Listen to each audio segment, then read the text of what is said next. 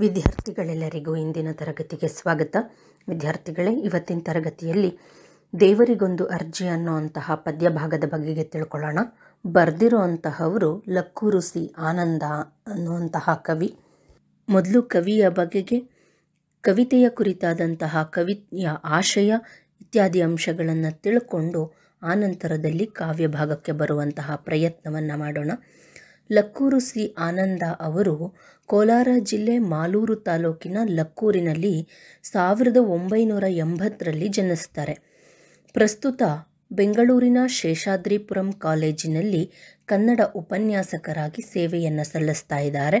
ಅಂದರೆ ವೃತ್ತಿಯಿಂದ ಉಪನ್ಯಾಸಕರು. ಊರಿಂದ ಊರಿಗೆ 20ರ ಕಲ್ಲಿನ ಮೇಲೆ, ಬಟವಾಡೆಯಾಗದ ರಸೀತಿ, ಇತಿ ನಿನ್ನ ವಿಧೇಯನು ಅನ್ನುವಂತಹ ಕವನ ಸಂಕಲನಗಳನ್ನು ಬರೆದಿದ್ದಾರೆ. ಸ್ಮೃತಿ ಕಿಣಾಂಕಂ, ಆರುದ್ರ, ದಿ ಲಾಸ್ಟ್ ಬ್ರಾಹ್ಮಿನ್, ಆಕಾಶ ದೇವರು ಅನ್ನುವಂತಹ ಅನುವಾದಿತ ಕೃತಿಗಳನ್ನು ಕೂಡ ರಚನೆ ಮಾಡಿದ್ದಾರೆ. ಕಡೆಂಗೋಡ್ಲು ಶಂಕರ ಭಟ್ಟ ಕಾವ್ಯ ಪುರಸ್ಕಾರ, ದೂನಿಂ ಬೆಳಗಲಿ ಕಾವ್ಯ ಪ್ರಶಸ್ತಿ, ಅಖಿಲ ಭಾರತ ದಲಿತ ಕಾವ್ಯ ಪುರಸ್ಕಾರ ಹಾಗೂ ಆಂಧ್ರ ಪ್ರದೇಶ ಸರ್ಕಾರ ಕೊಡಮಾಡುವಂತಹ ಶ್ರೀ ಶ್ರೀ ಕಾವ್ಯ ಪುರಸ್ಕಾರಗಳನ್ನು ಕೂಡ ಇವರು ಪಡ್ಕೊಂಡಿದ್ದಾರೆ. ಇದು ಕವಿಯ ಕುರಿತಾದಂತಹ ಮಾಹಿತಿ. ಇನ್ನು ದೇವರಿಗೊಂದು ಅರ್ಜಿ ಅನ್ನುವಂತಹ ಕವಿತೆಯ ಆಶಯ ಏನು ಅನ್ನುವಂತಹ ವಿಚಾರದ ಬಗ್ಗೆ ಮಾತನಾಡ್ತಾ, ಹುಟ್ಟಿನಿಂದ ಜಾತಿಯ ಕಾರಣಕ್ಕಾಗಿ ಲೋಕದ ಜನತೆ ಕೀಳಾಗಿ ಕಾಣುತ್ತಿರುವ ಬಗೆಗೆ ಕವಿಗೆ ಗಾಢವಾಗಿರುವಂತಹ ವಿಷಾದವಿದೆ. ಜಾತಿ ವ್ಯವಸ್ಥೆ ಅನ್ನುವಂತಹದ್ದು ಈ ಭಾರತೀಯ ಸಮಾಜವನ್ನು ಶತಶತಮಾನಗಳಿಂದಲೂ ಕೂಡ ಆಳ್ತಾ ಬಂದಿರುವಂತಹ ಒಂದು ಕ್ರೂರ ಪದ್ಧತಿ. ವ್ಯಕ್ತಿಯನ್ನು ಅವನ ಯೋಗ್ಯತೆಯಿಂದ ಅಲ್ಲದೆ ಆತನ ಜಾತಿಯ ಮೇಲೆ ಅಳತೆ ಮಾಡುವಂತಹ ಈ ಪರಿಕ್ರಮ ಏನಿದೆ, ಅದು ಸಮಾಜದ ಒಳಗೆ ಅತ್ಯಂತ ಆಳವಾಗಿ ಬೇರು ಬಿಟ್ಟಿದೆ. ಇವತ್ತಿಗೂ ಕೂಡ ನಾಗರಿಕ ಬದುಕಿಗೆ ಪ್ರವೇಶವನ್ನು ಪಡೆದ್ರೂ, ವಿದ್ಯಾವಂತರು ಹೆಚ್ಚಿಗೆ ಆಗ್ತಿದ್ರೂ ಕೂಡ ಇವತ್ತಿನ ಸಮಾಜದಲ್ಲೂ ಕೂಡ ಈ ಜಾತಿ ವ್ಯವಸ್ಥೆ ಅನ್ನುವಂತಹದ್ದು ಅಷ್ಟೇ ಆಳವಾಗಿ ಬೇರ್ಬಿಟ್ಟಿರುವುದನ್ನು ಗಮನಿಸಿದಾಗ ಮಾನವ ಕುಲ ಎತ್ತ ಸಾಗ್ತಾ ಇದೆ ಅನ್ನುವಂತಹ ಪ್ರಶ್ನೆ ಒಮ್ಮೆ ನಮ್ಮ ಮುಂದೆ ನಿಂತ್ಕೊಳ್ಳುತ್ತೆ. ಅದೇ ಜಾತಿ ವಿಚಾರವನ್ನು ಇಟ್ಕೊಂಡು, ಜಾತಿ ವ್ಯವಸ್ಥೆಯ ಬಗೆಗಿನ ಅಸಮಾಧಾನವನ್ನು ಇಟ್ಕೊಂಡು ರಚನೆಯಾಗಿರುವಂತಹದ್ದು ಈ ಕವನ. ಮುಟ್ಟಿದರೆ ಅಪವಿತ್ರ ಅಂತ ಹೇಳಿ ಭಾವಿಸಿರುವ ಪ್ರಧಾನ ಸಂಸ್ಕೃತಿಯ ವಿರುದ್ಧ ದನಿ ಎತ್ತುವಂತಹ ಕವನ ಆ ಸಂಸ್ಕೃತಿಯ ಭಾಗವಾಗದೆ ಸ್ವತಂತ್ರಕ್ಕಾಗಿ ಅಸ್ತಿತ್ವವನ್ನು ಸ್ಥಾಪಿಸಿಕೊಳ್ಳುವ ದಿಟ್ಟ ನಿಲುವು ಕೂಡ ಇಲ್ಲಿದೆ. ಕವಿತೆ ಈ ಮುಟ್ಟಿದರೆ ಅಪವಿತ್ರ ಅಂತ ಹೇಳಿ ಭಾವಿಸುವಂತಹ ಒಂದು ವರ್ಗ ಇದೆಯಲ್ಲ, ಆ ಪ್ರಧಾನ ಸಂಸ್ಕೃತಿ ಇದೆಯಲ್ಲ, ಆ ಪ್ರಧಾನ ಸಂಸ್ಕೃತಿಯ ವಿರುದ್ಧದ ದನಿ ಅನ್ನುವಂತಹದ್ದನ್ನು ಅಭಿವ್ಯಕ್ತಿಸ್ತಿದೆ. ಹಾಗೆಯೇ ಕವನ ಆ ಸಂಸ್ಕೃತಿಯ ಭಾಗವಾಗದೆ, ಅಂದರೆ ಮುಟ್ಟಿದರೆ ಅಪವಿತ್ರ ಅಂತ ಹೇಳಿ ಭಾವಿಸುವಂತಹ ಪ್ರಧಾನ ಸಂಸ್ಕೃತಿಯ ಒಂದು ಭಾಗವಾಗಿ ಉಳಿಯದೆ ತನ್ನದೇ ಆದಂತಹ ಸ್ವತಂತ್ರ ಅಸ್ತಿತ್ವವನ್ನು ಹುಡುಕುವಂತಹ, ಅದನ್ನು ಸ್ಥಾಪಿಸಿಕೊಳ್ಳೋದಕ್ಕೆ ಪ್ರಯತ್ನ ಪಡುವಂತಹ ದಿಟ್ಟವಾದ ನಿಲುವನ್ನು ಈ ಕವನ ಅಭಿವ್ಯಕ್ತಿಸ್ತಿದೆ. ಆದರೆ ಈ ಮುಟ್ಟುವಿಕೆಯ ಕುರಿತಾದಂತಹ ವ್ಯವಸ್ಥೆ ಬಂದಾಗ ಇವತ್ತಿನ ಸಮಾಜದಲ್ಲಿ ಅದು ಎಷ್ಟರ ಮಟ್ಟಿಗೆ ಪಾಲನೆಯಲ್ಲಿದೆ ಅನ್ನೋದನ್ನು ಒಮ್ಮೆ ಪ್ರಶ್ನೆ ಮಾಡಿಕೊಳ್ಳೋದು ನಿಮ್ಮಗಳಿಗೆ ಸೂಕ್ತ ಅಂತ ಅನಿಸುತ್ತೆ. ಯಾಕಂದರೆ ಬದಲಾವಣೆ ಜಗದ ನಿಯಮ ಅಂತ ಹೇಳಿ ಕವಿಯೋರ್ವ ಹೇಳ್ತಾನೆ. ಅದೇ ರೀತಿ ವ್ಯವಸ್ಥೆ ಅನ್ನೋದು ಕೂಡ ಕಾಲಾನುಕಾಲಕ್ಕೆ ಬದಲಾಗ್ತಾನೆ ಸಾಗುತ್ತೆ. ಇಷ್ಟರ ಮಟ್ಟಿಗಿನ ಕಾಠಿಣ್ಯತೆ ಸಮಾಜದ ಒಳಗೆ ಇದೆಯಾ ಇಲ್ವಾ ಅನ್ನುವಂತಹದ್ದು ಪ್ರಸ್ತುತದ ವಿವೇಚನೆ. ಯಾರ್ಯಾರ ಪರಿಸರದಲ್ಲಿ ಎಷ್ಟೆಷ್ಟರ ಮಟ್ಟಿಗೆ ಈ ರೀತಿಯಾದಂತಹ ವ್ಯವಸ್ಥೆ ಇದೆಯೋ ಗೊತ್ತಿಲ್ಲ. ಆದರೆ ಹಿಂದೆ ಇತ್ತಲ್ಲ, ಅಷ್ಟರ ಮಟ್ಟಿಗಿನ ಕಾಠಿಣ್ಯತೆಯಾಗಲಿ, ಅಷ್ಟರ ಮಟ್ಟಿಗಿನ ಬಿಗಿಪಟ್ಟುಗಳಾಗಲಿ ಈ ವ್ಯವಸ್ಥೆಯಲ್ಲಿ ಮುಟ್ಟುವಿಕೆಗೆ ಕುರಿತಾಗಿ ಇವತ್ತಿಗಿದೆಯಾ ಅನ್ನೋದನ್ನು ಮನಸ್ಸಿನಲ್ಲಿಟ್ಕೊಂಡು ಕವಿತೆಯ ಬಗೆಗೆ ತಿಳ್ಕೊಳ್ತಾ ಹೋಗಿ. ಪ್ರಧಾನ ಸಂಸ್ಕೃತಿಯ ವಿರುದ್ಧದ ನಿಲುವು ಇಲ್ಲಿರೋದನ್ನು ನೀವು ಗಮನಿಸ್ತೀರಿ. ಹಾಗೆಯೇ ತನ್ನ ಅಸ್ತಿತ್ವವನ್ನು ಹುಡುಕುವಂತಹ ಪ್ರಯತ್ನವನ್ನು ಕೂಡ ಗಮನಿಸ್ತೀರಿ. ಅಸ್ತಿತ್ವವನ್ನು ಹುಡುಕಬೇಕಾಗಿರುವಂತಹದ್ದು ಕೇವಲ ಜಾತಿ ಹಿನ್ನೆಲೆಯಲ್ಲಿ ಮಾತ್ರವಲ್ಲ, ವೈಯಕ್ತಿಕವಾಗಿ ವ್ಯಕ್ತಿಯ ಹಿನ್ನೆಲೆಯಲ್ಲೂ ಕೂಡ ತುಂಬ ಮುಖ್ಯ. ಪ್ರತಿಯೊಬ್ಬರೂ ಕೂಡ ಅವರದ್ದೇ ಆದಂತಹ ಅಸ್ತಿತ್ವವನ್ನು ಕಂಡುಕೊಳ್ಳಲೇಬೇಕಾದಂತಹ ಅನಿವಾರ್ಯತೆಗಳಿರುತ್ತೆ. ಹಾಗಾಗಿ ಆ ಅಸ್ತಿತ್ವವನ್ನು ಹುಡುಕಲೇಬೇಕು. ಹಾಗೆ ಹುಡುಕೋಕೆ ನಿಂತಾಗ ಮಾತ್ರ ಹೊಸತನ ಅನ್ನುವಂತಹದ್ದು ಕಾಣುತ್ತೆ. ದಲಿತ ಸಮುದಾಯ ಏನಿದೆ ಅದು ಶತಮಾನಗಳಿಂದಲೂ ಕೂಡ ಅವಮಾನಗಳಿಗೆ ಸಿಲುಕಿದೆಯಂತೆ. ಸಮಾಜ ಸುಧಾರಕರು, ಸಂತರು ಅಸ್ಪೃಶ್ಯತೆಯ ವಿರುದ್ಧ ಹೋರಾಟವನ್ನೇನೋ ಮಾಡ್ತಾ ಬಂದಿದ್ದಾರೆ.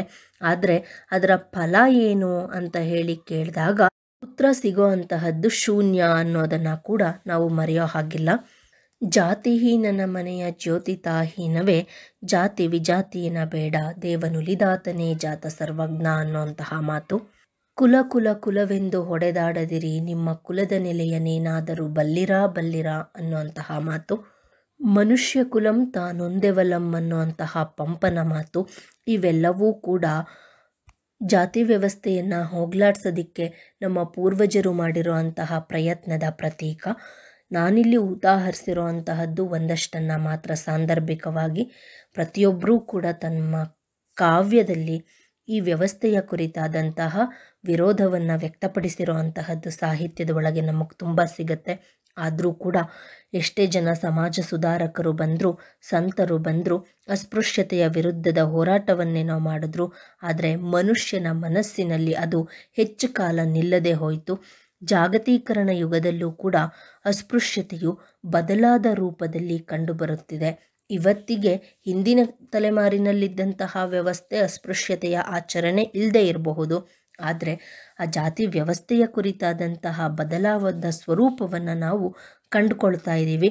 ಎಲ್ಲರೂ ಮುಖ್ಯವಾಹಿನಿಯಲ್ಲಿ ಒಂದಾಗಬೇಕಾದದ್ದು ಬಹುಮುಖ್ಯ.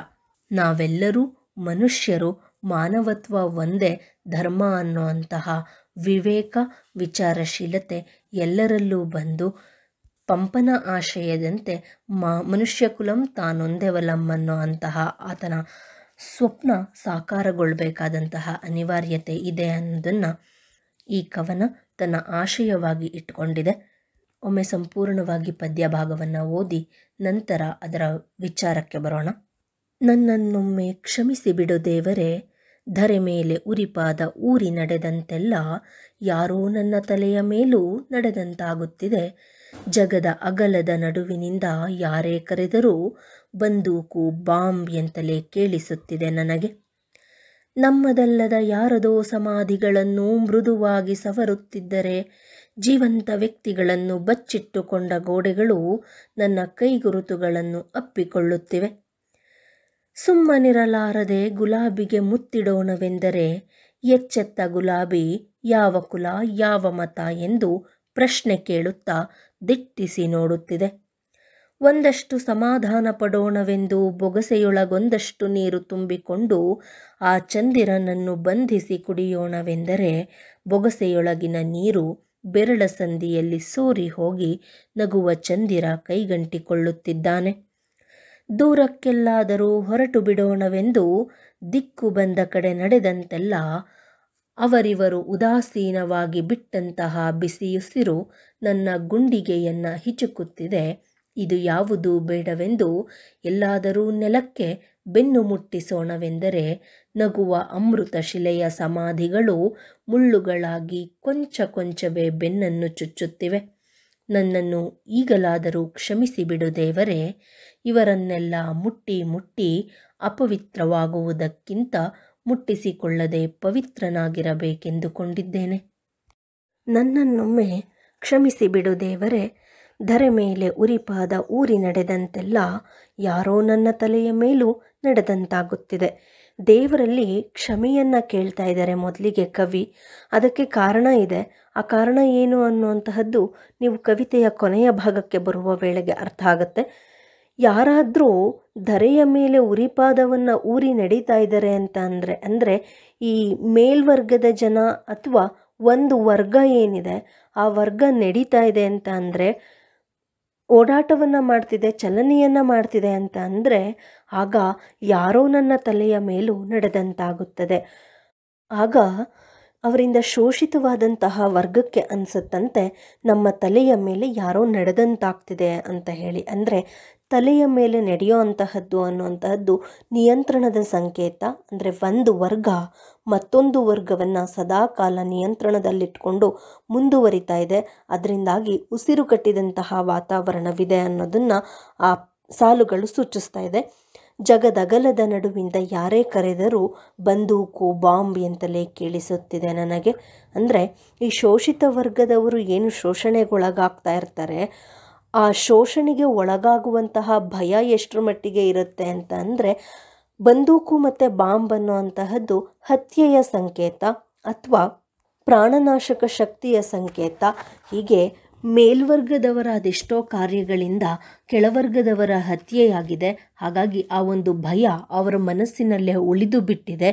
ಜಗದಗಲದಿಂದ ಯಾರೇ ಕರೆದ್ರೂ ಕೂಡ ಈ ಉಸಿರಾಡ್ತಿರುವಂತಹ ಬದುಕನ್ನು ನಡೆಸ್ತಾ ಇರುವಂತಹ ಈ ಸಮಾಜದ ಒಳಗಿಂದ ಯಾರೇ ಜನ ಅವರನ್ನು ಕರೆದಾಗ್ಲೂ ಕೂಡ ಅವರಿಗೆ ಬಂದೂಕು ಬಾಂಬ್ ಅಂತಲೇ ಕೇಳಿಸುತ್ತಂತೆ. ಅಂದರೆ ಆತಂಕ ಭಯ ಅನ್ನುವಂತಹದ್ದು ಮನೆ ಮಾಡಿ ಇರುತ್ತೆ ಅನ್ನುವಂತಹ ಮಾತನ್ನು ಕವಿ ಆಡ್ತಾ ಇದ್ದಾರೆ.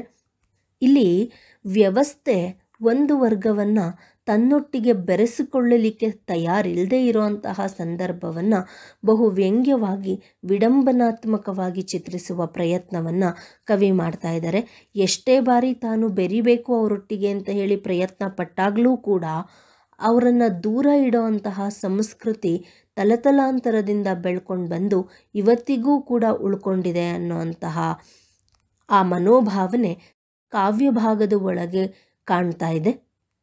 ನಮ್ಮದಲ್ಲದ ಯಾರದೋ ಸಮಾಧಿಗಳನ್ನು ಮೃದುವಾಗಿ ಸವರುತ್ತಿದ್ದರೆ, ಇಲ್ಲಿ ನಮ್ಮದಲ್ಲದ ಅಂತ ಅಂದರೆ ಅಸ್ಪೃಶ್ಯ ವರ್ಗಕ್ಕೆ ಸೇರಿಲ್ಲದಂತಹ ಕೆಳವರ್ಗಕ್ಕೆ ಸೇರಿಲ್ಲದಂತಹ ಯಾರ್ದಾದ್ರೂ ಸಮಾಧಿಯನ್ನು, ಅದು ನಿರ್ಜೀವ ಅಲ್ವೇ, ಮನುಷ್ಯ ಸತ್ತ ನಂತರದಲ್ಲಿ ಜಾತಿಯಾಗಲಿ ಅಸ್ಪೃಶ್ಯತೆಯಾಗಲಿ ಲೆಕ್ಕಕ್ಕೆ ಬರಲ್ಲ ಅನ್ನುವಂತಹ ಮಾತಿದೆ.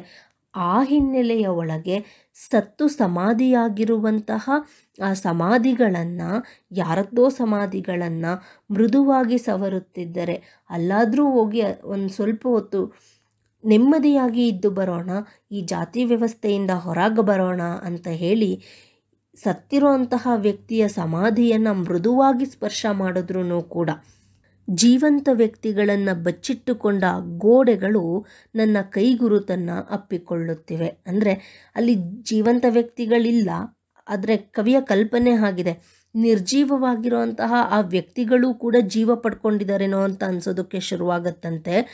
ಆ ಸಮಾಧಿಗಳು ಕೂಡ ಈತನ ಕೈಗುರುತುಗಳನ್ನು ಅಪ್ಪಿಕೊಳ್ತಾ ಇದ್ದಾವಂತೆ, ಕೈಗುರುತುಗಳನ್ನು ಹಿಡಿದಿಟ್ಕೊಳ್ತಾ ಇದ್ದಾವಂತೆ. ಯಾತಕ್ಕೆ ಅಂತಂದರೆ ತನ್ನವರು ಯಾರಾದರೂ ಬಂದಾಗ ಇಂಥವನು ಬಂದು ತನ್ನನ್ನು ಮುಟ್ದ ಅಂತ ಹೇಳಿ ತೋರಿಸೋದಕ್ಕೆ. ಇದು ಒಂದು ಕಲ್ಪನೆ ಅಷ್ಟೆ. ಅಂದರೆ ಸಮಾಧಿಗಳು ಕೂಡ ಅವರ ಅಸ್ತಿತ್ವವನ್ನು ಅಥವಾ ಅವರ ಸ್ಪರ್ಶವನ್ನು ಒಪ್ಕೊಳ್ಳೋದಿಲ್ಲ ಅನ್ನೋಂತಹ ಮಾತನ್ನು ಈ ಮೂಲಕ ಕವಿ ಹೇಳುವಂತಹ ಪ್ರಯತ್ನವನ್ನು ಮಾಡ್ತಾ ಇದ್ದಾರೆ. ಆ ಸಮಾಧಿಗಳಲ್ಲೂ ಕೂಡ ಸಾವಿನ ನಂತರದಲ್ಲೂ ಕೂಡ ಈ ಜಾತಿ ಪ್ರಜ್ಞೆ ಅನ್ನುವಂತಹದ್ದು ಎಷ್ಟರ ಮಟ್ಟಿಗೆ ವ್ಯವಸ್ಥೆಯ ಒಳಗೆ ಮನೆ ಮಾಡಿದೆ ಅನ್ನೋದನ್ನು, ಸಂಕೀರ್ಣವಾಗೋಗಿದೆ ಮನುಷ್ಯನ ಬದುಕು ಮತ್ತು ಮಾನಸಿಕ ಸ್ಥಿತಿ ಅನ್ನುವಂತಹದ್ದನ್ನು ಈ ಸಾಲುಗಳು ಚಿತ್ರಿಸುತ್ತೆ. ನಮ್ಮದಲ್ಲದ ವ್ಯಕ್ತಿ ನಮ್ಮ ಸಮಾಧಿಗಳನ್ನು ಮುಟ್ಟುವ ಹಾಗಿಲ್ಲ ಅನ್ನುವಂತಹ ಮನೋಭಾವನೆ ಏನಿದೆ ಸಮಾಜದಲ್ಲಿ, ಆ ಮನೋಭಾವನೆಯನ್ನು ಚಿತ್ರಿಸ್ತಾ ಇದೆ. ಅಂದರೆ ಅಲ್ಲಿ ಭೂಮಿಯನ್ನು ಮುಟ್ಲಿಕ್ಕೂ ಕೂಡ ಸಾವಿನ ನಂತರದಲ್ಲಿ ಅಸ್ತಿತ್ವ ಇಲ್ಲದೆ ಇರುವಂತಹ ಮೇಲ್ವರ್ಗದ ವ್ಯಕ್ತಿಯ ಸಮಾಧಿಯನ್ನು ಮುಟ್ಟೋದಕ್ಕೆ ಕೂಡ ಅವಕಾಶಗಳಿಲ್ಲದೆ ಇರುವಂತಹ ವ್ಯವಸ್ಥೆಯ ವ್ಯಂಗ್ಯವನ್ನು ಅದು ಚಿತ್ರಿಸ್ತಾ ಇದೆ. ಸುಮ್ಮನಿರಲಾರದೆ ಗುಲಾಬಿಗೆ ಮುತ್ತಿಡೋಣವೆಂದರೆ ಎಚ್ಚೆತ್ತ ಗುಲಾಬಿ ಯಾವ ಕುಲ ಯಾವ ಮತ ಎಂದು ಪ್ರಶ್ನೆ ಕೇಳುತ್ತಾ ದಿಟ್ಟಿಸಿ ನೋಡುತ್ತಿದೆ. ಏನೂ ಮಾಡಲಿಕ್ಕಾಗದೆ ಗುಲಾಬಿಗಾದರೂ ಮುತ್ತಿಡೋಣ, ನಿರ್ಜೀವವಾಗಿರುವಂತಹ ಸುಂದರತೆಗೆ ಹೆಸರುವಾಗಿರುವಂತಹ ಮುಗ್ಧತೆಗೆ ಹೆಸರಾಗಿರುವಂತಹ ಈ ಗುಲಾಬಿಗೆ ಒಮ್ಮೆ ಮುತ್ತಿಡೋಣ ಅಂತ ಹೇಳಿ ಪ್ರಯತ್ನಿಸಿದ್ರೆ, ಅಂದರೆ ಗುಲಾಬಿ ಅನ್ನುವಂತಹದ್ದು ಪ್ರಕೃತಿಯ ಒಂದು ಭಾಗ, ಆ ಪ್ರಕೃತಿಯ ಒಂದು ಭಾಗವಾಗಿರುವಂತಹ ನಿರ್ಜೀವವಾಗಿರುವಂತಹ ಗುಲಾಬಿಗೆ ಮುತ್ತಿಡುವ ಪ್ರಯತ್ನವನ್ನು ಮಾಡಿದ್ರೆ ಎಚ್ಚೆತ್ತ ಗುಲಾಬಿ, ಆ ಗುಲಾಬಿ ಕೂಡ ಅಧಿಕಾರದ ವಾಣಿಯಲ್ಲಿ ಕೇಳ್ತಿದೆಯಂತೆ, ಯಾವ ಕುಲ ಯಾವ ಮತ, ನಿಂದು ಯಾವ ಜಾತಿ ಯಾವ ಧರ್ಮ ಅಂತ ಹೇಳಿ ಕೇಳ್ತಿದೆಯಂತೆ. ದಿಟ್ಟಿಸಿ ನೋಡುವಂತಹ ಪ್ರಯತ್ನವನ್ನು ಮಾಡ್ತಾ ಇದೆ. ಈ ದಿಟ್ಟಿಸಿ ನೋಡುವಿಕೆ ಹೆದರಿಸುವಿಕೆಯ ಸಂಕೇತವಾಗಿ ಕಾಣುತ್ತೆ. ಆ ನಿರ್ಜೀವ ವಸ್ತು ಕೂಡ ಕುಲಜಾತಿಯ ಪ್ರಶ್ನೆಯನ್ನು ಮಾಡ್ತಾ ಇದೆ ಅಂತ ಅಂದರೆ ಈ ನಿಸರ್ಗದ ಒಳಗೆ, ಪ್ರಕೃತಿಯ ಒಳಗೆ ಈ ಕುಲ ಮತ್ತು ಧರ್ಮದ ಮತ್ತು ಜಾತಿಯ ಬಗೆಗಿನ ಆ ಮನೋಭಾವ ಎಷ್ಟರ ಮಟ್ಟಿಗೆ ಆಳವಾಗಿ ಬೇರ್ಬಿಟ್ಟಿದೆ ಅನ್ನೋದನ್ನು ಅದು ಅಭಿವ್ಯಕ್ತಿಸ್ತಾ ಇದೆ. ಒಂದಷ್ಟು ಸಮಾಧಾನ ಪಡೋಣವೆಂದು ಬೊಗಸೆಯೊಳಗೊಂದಷ್ಟು ನೀರು ತುಂಬಿಕೊಂಡು ಆ ಚಂದಿರನನ್ನು ಬಂಧಿಸಿ ಕುಡಿಯೋಣವೆಂದರೆ ಬೊಗಸೆಯೊಳಗಿನ ನೀರು ಬೆರಳ ಸಂದಿಯಲ್ಲಿ ಸೋರಿ ಹೋಗಿ ನಗುವ ಚಂದಿರ ಕೈಗಂಟಿಕೊಳ್ಳುತ್ತಿದ್ದಾನೆ. ಈ ನೀರಿನ ವಿಚಾರಕ್ಕೆ ಸಂಬಂಧಪಟ್ಟ ಹಾಗೆಯೇ ಈ ಅಸ್ಪೃಶ್ಯತೆಯ ಪ್ರಶ್ನೆ ಅನ್ನೋಂತಹದ್ದು ಹುಟ್ಟುವಂತಹದ್ದು. ಊರುಗಳಲ್ಲಿ ಅಸ್ಪೃಶ್ಯರಿಗೆ ಒಂದು ಬಾವಿ, ಇನ್ನು ಮೇಲ್ವರ್ಗದವರಿಗೆ ಒಂದು ಬಾವಿ ಅಥವಾ ಒಂದು ಕುಡಿಯುವ ನೀರಿನ ಸೌಕರ್ಯ ಅನ್ನೋಂತಹ ವ್ಯವಸ್ಥೆಗಳು ಇತ್ತು ಮುಂಚೆ.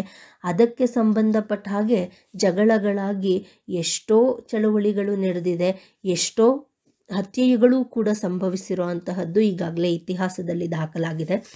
ಅದರ ಹಿನ್ನೆಲೆಯ ಒಳಗೆ ಹೇಳ್ತಾ ಇರುವಂತಹದ್ದು ಒಂದಷ್ಟು ಸಮಾಧಾನ ಪಡೋದಕ್ಕೆ ಅಂತ ಹೇಳಿ ಬೊಗಸೆಯೊಳಗೆ ನೀರನ್ನು ತುಂಬಿಕೊಂಡ್ರೆ, ಎರಡೂ ಕೈಗಳನ್ನು ಸೇರಿಸಿ ಬೊಗಸೆಯೊಳಗೆ ನೀರನ್ನು ಹಿಡಿಯುವಂತಹ ಪ್ರಯತ್ನವನ್ನು ಮಾಡಿದ್ರೆ ನಿರ್ಜೀವವಾಗಿರುವಂತಹ ಆ ನೀರು ಕೂಡ ತನ್ನ ಕೈಯಲ್ಲಿ ನಿಲ್ಲೋದಕ್ಕೆ ಇಷ್ಟಪಡಲ್ಲ. ಅಂದರೆ ಪ್ರಕೃತಿಯ ಒಂದು ಅಂಶ ಆಗಿರೋಂತಹ ನೀರು ಕೂಡ ಆ ಬೊಗಸೆಯಲ್ಲಿ ಇರೋದಿಲ್ವಂತೆ. ಆ ನೀರೆಲ್ಲವೂ ಕೂಡ ಕೈಯ ಸಂದಿಯಲ್ಲಿ ಸೋರಿ ಹೋಗಿ ನಗುವ ಚಂದಿರ ಮಾತ್ರ ಕೈಗಂಟಿಕೊಳ್ತಾ ಇದ್ದಾನಂತೆ. ಆ ನೀರಿನಲ್ಲಿ ಚಂದಿರನ ಪ್ರತಿಬಿಂಬ ಕಾಣ್ತಾ ಇರುತ್ತೆ.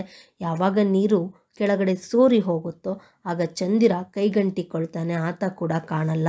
ಚಂದಿರ ಅನ್ನುವಂತಹದ್ದು ಆಶಾವಾದದ ಸಂಕೇತ. ಈ ಆಶಾವಾದ ಯಾವಾಗಲೂ ಕೂಡ ನಿರಾಶೆಯನ್ನೇ ತರ್ತಿರುತ್ತೆ ಅನ್ನೋದಕ್ಕೆ ಆತ ಕೈಗಂಟಿಕೊಂಡ ಅನ್ನುವಂತಹ ಆರೋಪಕ ತುಂಬ ಅಚ್ಚುಕಟ್ಟಾಗಿ ಹೊಂದಾಣಿಕೆಯಾಗುತ್ತೆ. ಅಂದರೆ ಪಂಚಭೂತಗಳೆಲ್ಲವೂ ಕೂಡ ಇವರನ್ನು ಧಿಕ್ಕರಿಸ್ತಾ ಇರುವಂತಹ ವ್ಯವಸ್ಥೆಯ ಕುರಿತಾದಂತಹ ಮಾತನ್ನು ಕವಿ ಇಲ್ಲಿ ಆಡ್ತಾ ಇದ್ದಾರೆ. ನೆಲ, ಜಲ, ಪ್ರಕೃತಿ ಎಲ್ಲದರಿಂದ ತಿರಸ್ಕಾರಕ್ಕೆ ಒಳಗಾಗಿರುವಂತಹ ಒಂದು ವರ್ಗದ ಚಿತ್ರಣವನ್ನು ಈ ಕವಿತೆ ಕಟ್ಕೊಡ್ತಾ ಇದೆ. ದೂರಕ್ಕೆಲ್ಲಾದರೂ ಹೊರಟು ಬಿಡೋಣವೆಂದು ದಿಕ್ಕು ಬಂದ ಕಡೆ ನಡೆದಂತೆಲ್ಲ. ಈ ವ್ಯವಸ್ಥೆಯೇ ಬೇಡವಪ್ಪ, ಇಲ್ಲಿರೋ ಅಂತಹದ್ದು ಯಾವುದೂ ಸರಿಯಾಗಿಲ್ಲ, ಇಲ್ಲಿರೋದು ಬೇಡ ತಾನು ಅಂತ ಹೇಳಿ ನಿರ್ಧಾರ ಮಾಡಿಕೊಂಡಂತಹ ಕವಿ ದೂರಕ್ಕೆಲ್ಲಾದರೂ ಹೊರಟು ಬಿಡೋಣ ಅಂತ ಅಂದ್ಕೊಂಡ್ರೆ, ದೂರ ಎಲ್ಲಾದರೂ ಹೋಗಿಬಿಡೋಣ ಅಂತ ಹೇಳಿ ಹೇಗೆ ದಿಕ್ಕು ಬರುತ್ತೋ ಹಾಗೆ ಯಾವ ದಾರಿಯಲ್ಲಿ ಹೋಗಬೇಕು ಅಂತ ಅನಿಸುತ್ತೋ ಆ ದಾರಿಯಲ್ಲಿ ಹೊರಡಲಿಕ್ಕೆ ಸಿದ್ಧರಾದರೆ ನಡೆದಂತೆ ಎಲ್ಲ ಅವರಿವರು ಉದಾಸೀನವಾಗಿ ಬಿಟ್ಟಂತಹ ಬಿಸಿಯುಸಿರು. ಆ ಮಾರ್ಗದಲ್ಲೂ ಕೂಡ ಉದಾಸೀನತೆಯ ಬಿಸಿಯುಸಿರನ್ನು ಕಾಣ್ತಾ ಇದ್ದಾರಂತೆ. ಅಂದರೆ ಆ ವರ್ಗದ ಬಗೆಗೆ ಇರುವಂತಹ ತಾತ್ಸಾರ ಮನೋಭಾವನೆ ಪ್ರತಿ ಹಂತದಲ್ಲೂ ಕೂಡ ಕಂಡು ಬರ್ತಾ ಇದೆಯಂತೆ. ನನ್ನ ಗುಂಡಿಗೆಯನ್ನು ಹಿಚುಕುತ್ತಿದೆ. ಯಾವಾಗ ಆ ತಾತ್ಸಾರದ ಮನೋಭಾವವನ್ನು ಕಾಣ್ತಾರೋ ಆಗ ಅವರಿಗೆ ಗುಂಡಿಗೆಯನ್ನು ಹಿಸುಕಿದ ಅನುಭವವಾಗುತ್ತಂತೆ. ತನ್ನವರ ಪರಿಸ್ಥಿತಿಯನ್ನು ನೆನೆಸ್ಕೊಂಡು ಒದ್ದಾಡ್ತಾ ಇದ್ದಾರೆ ಕವಿ. ಇದು ಯಾವುದೂ ಬೇಡವೆಂದು, ಬೇಡವೇ ಬೇಡ ಈ ಥರದ ವ್ಯವಸ್ಥೆ, ಇಂಥವ್ರ ಮಧ್ಯೆ ಇರೋದೇ ಬೇಡ ಅಂತ ಹೇಳಿ ಎಲ್ಲಾದರೂ ನೆಲಕ್ಕೆ ಬೆನ್ನು ಮುಟ್ಟಿಸೋಣವೆಂದರೆ, ಎಲ್ಲಾದರೂ ಹೋಗಿ ಮಲಗೋಣ ಅಂತ ಹೇಳಿ ನಿರ್ಧಾರ ಮಾಡಿಕೊಂಡ್ರೆ ನಗುವ ಅಮೃತ ಶಿಲೆಯ ಸಮಾಧಿಗಳು ಮುಳ್ಳುಗಳಾಗಿ ಕೊಂಚ ಕೊಂಚವೇ ಬೆನ್ನನ್ನು ಚುಚ್ಚುತ್ತಿವೆ. ಆ ಮಲ್ಕೊಂಡಂತಹ ವ್ಯಕ್ತಿಗೆ ಅಮೃತ ಶಿಲೆಯ ಸಮಾಧಿಗಳು ಅಂದರೆ ಅದನ್ನೆಲ್ಲ ಅನ್ನೋ ಅರ್ಥ. ಯಾಕಂತಂದರೆ ನೀವು ಇಡೀ ಜಗತ್ತಿನ ಯಾವುದೇ ಭಾಗವನ್ನು, ಭೂಮಿಯನ್ನು ತಗೊಂಡ್ರೂ ಕೂಡ ಅಲ್ಲಿ ಒಂದಲ್ಲ ಒಂದು ರೀತಿಯಲ್ಲಿ ನಮ್ಮ ಪೂರ್ವಜರ ಅಂತ್ಯವಾಗಿರುತ್ತೆ. ಅದನ್ನು ಉಲ್ಲೇಖ ಮಾಡಿ ಹೇಳ್ತಿದ್ದಾರೆ. ಆ ನಗುವಂತಹ ಅಮೃತ ಶಿಲೆಯ ಸಮಾಧಿಗಳೇನಿದೆ, ಈ ಅಮೃತ ಶಿಲೆಯ ಸಮಾಧಿ ಅನ್ನುವಂತಹದ್ದು ಮೇಲ್ವರ್ಗದ ಸಂಕೇತವಾಗಿ ಕಾಣುತ್ತೆ. ಆ ಎಲ್ಲವೂ ಕೂಡ ಮುಳ್ಳುಗಳಾಗಿ ಕೊಂಚ ಕೊಂಚವೇ ಬೆನ್ನನ್ನು ಚುಚ್ತಾ ಇದೆ, ಮುಳ್ಳುಗಳಾಗಿ ಸ್ವಲ್ಪ ಸ್ವಲ್ಪವೇ ಚುಚ್ತಾ ಇದ್ದಾವಂತೆ. ಅಂದರೆ ಈ ಚುಚ್ಚುವಿಕೆ, ನೋವು ಅನ್ನುವಂತಹದ್ದು ಈ ವರ್ಗಕ್ಕೆ ಸಮಾಜದಲ್ಲಿ ನಿರಂತರವಾಗಿದೆ ಅನ್ನೋದನ್ನು ಹೇಳ್ತಾ ಇದ್ದಾರೆ. ನನ್ನನ್ನು ಈಗಲಾದರೂ ಕ್ಷಮಿಸಿ ಬಿಡು ದೇವರೇ, ಇವಾಗಾದರೂ ನನ್ನನ್ನು ಕ್ಷಮಿಸ್ಬಿಡು. ಯಾಕೆ ಕ್ಷಮಿಸ್ಬೇಕು ನೀನು ಅಂದರೆ, ಇಷ್ಟು ದಿನ ನಾನು ತಪ್ಪು ಮಾಡಿದ್ದೀನಿ. ಯಾವ ತಪ್ಪನ್ನು ಮಾಡಿದ್ದೀನಿ ಅಂತಂದರೆ ಮೇಲ್ವರ್ಗದೊಂದಿಗೆ ಹೊಂದಾಣಿಕೆ ಮಾಡ್ಕೊಂಡು ಹೋಗುವಂತಹ ಪ್ರಯತ್ನವನ್ನು ಸತತವಾಗಿ ಮಾಡ್ತಾನೆ ಬಂದಿದ್ದೀನಿ. ಅವರು ನಮ್ಮನ್ನು ಮುಟ್ಟಿದ್ರೆ ಅಪವಿತ್ರ ಅಂತ ಹೇಳಿ ಭಾವಿಸ್ತಾರೆ. ಹಾಗೆ ಭಾವಿಸೋದಕ್ಕೆ ನಾನೂ ಕೂಡ ಕಾರಣವಾಗ್ಬಿಟ್ಟಿದ್ದೀನಿ, ಕುಮ್ಮಕ್ಕನ್ನು ಕೊಟ್ಬಿಟ್ಟಿದ್ದೀನಿ. ಹಾಗಾದರೆ ಇನ್ನು ಮುಂದೆ ಹಾಗಾಗೋದಿಲ್ಲ. ಇವರನ್ನೆಲ್ಲ ಮುಟ್ಟಿ ಮುಟ್ಟಿ ಅಪವಿತ್ರವಾಗುವುದಕ್ಕಿಂತ, ಇವ್ರುಗಳನ್ನೆಲ್ಲ ಮುಟ್ಟಿ ಮುಟ್ಟಿ ಅಪವಿತ್ರ ಅಂತ ಹೇಳಿ ನಾನು ಅನ್ನಿಸ್ಕೊಳ್ಳೋದಕ್ಕಿಂತ, ಮುಟ್ಟಿಸಿಕೊಳ್ಳದೆ ಇವರಿಂದ ತುಂಬ ದೂರ ಉಳಿದು ಮುಟ್ಟಿಸ್ಕೊಳ್ದೇ ಪವಿತ್ರನಾಗಿರಬೇಕು ಅಂತ ಹೇಳಿ ಅಂದ್ಕೊಂಡಿದ್ದೀನಿ ಅನ್ನೋಂತಹ ಮಾತನ್ನು ಕವಿ ಆಡ್ತಾ ಇದ್ದಾರೆ. ಅಂದರೆ ನಿಜವಾಗಿಯೂ ಮೇಲ್ವರ್ಗದವರು ಕೆಳವರ್ಗದವರನ್ನು ಮುಟ್ಟುವಂತಹದ್ದು ಅಪವಿತ್ರವಲ್ಲ. ನಾವೇ ಅವರನ್ನು ಮುಟ್ಟಿ ಅಂತ ಹೇಳಿ ಕೇಳದೆ ನಾವೇ ಅವರಿಂದ ದೂರ ಇರುವಂತಹದ್ದು, ಅವರನ್ನು ನಾವು ಮುಟ್ಟದೇ ಇರುವಂತಹದ್ದು ಇದೆಯಲ್ಲ, ಅದು ನಿಜವಾದಂತಹ ಪಾವಿತ್ರ್ಯತೆ ಅನ್ನುವಂತಹ ಮಾತನ್ನು ಆಡ್ತಾ ಇದ್ದಾರೆ. ಅಂದರೆ ಇದು ಸ್ವತಂತ್ರ ಅಸ್ತಿತ್ವವೊಂದನ್ನು ಹುಡುಕಿ ಹೊರಟಿರುವಂತಹ ಸಂಕೇತವಾಗಿ ಕವನ ಕಾಣ್ತಾ ಇದೆ. ಇನ್ನು ನಾನೇ ಎಲ್ಲರಿಂದನೂ ದೂರ ಇರ್ತೀನಿ ಅನ್ನುವಲ್ಲಿ ಕವಿ ಮಾಡ್ತಾ ಇರುವಂತಹ ದಿಟ್ಟ ನಿಲುವು ಏನಿದೆ, ಆ ದಿಟ್ಟ ನಿಲುವು ಇಡೀ ವರ್ಗದ ಒಳಗೆ ಬಂದಾಗ ಮಾತ್ರ ಈ ರೀತಿಯಾದಂತಹ ವ್ಯವಸ್ಥೆ ಏನಿದೆ, ಆ ವ್ಯವಸ್ಥೆ ಅನ್ನುವಂತಹದ್ದು ಕಾಲಾನಂತರದಲ್ಲಿ ಅಳಿಸಿ ಹೋಗುವಂತಹ ಆಶಾವಾದವನ್ನು ಕವಿ ಇಟ್ಕೊಂಡಿರೋವಂತಹದ್ದು ಇಲ್ಲಿ ಕಾಣಸಿಗ್ತಾ ಇದೆ. ಇದಿಷ್ಟು ದೇವರಿಗೊಂದು ಅರ್ಜಿ ಅನ್ನುವಂತಹ ಕವನಕ್ಕೆ ಸಂಬಂಧಪಟ್ಟಂತಹ ವಿಚಾರ. ಧನ್ಯವಾದಗಳು.